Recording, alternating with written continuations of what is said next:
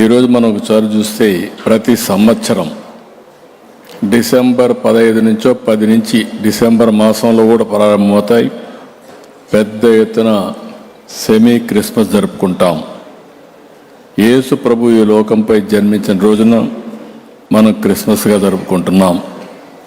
ప్రపంచంలోని అతి పెద్ద పండుగ ఈ క్రిస్మస్.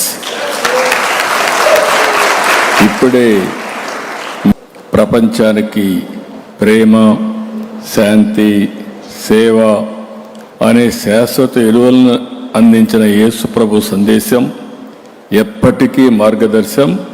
క్రీస్తు బోధనలు ఆయన చూపిన బాట మనందరికీ చిరస్థాయిగా రక్షణగా ఉంటుందని మరొక్కసారి మీ అందరికి కూడా విజ్ఞప్తి చేస్తున్నాను.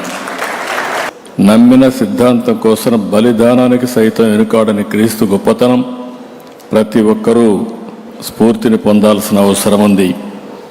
ప్రభువు త్యాగాన్ని స్మరించుకోవాలి, శాంతి మార్గాన్ని అనుసరించాలి, ప్రేమ తత్వాన్ని పెంచాలి, ఈర్ష్య ద్వేషాలకు దూరంగా ఉండి పాపులను సైతం క్షమించాలని బైబిల్ మనకు చెబుతుంది.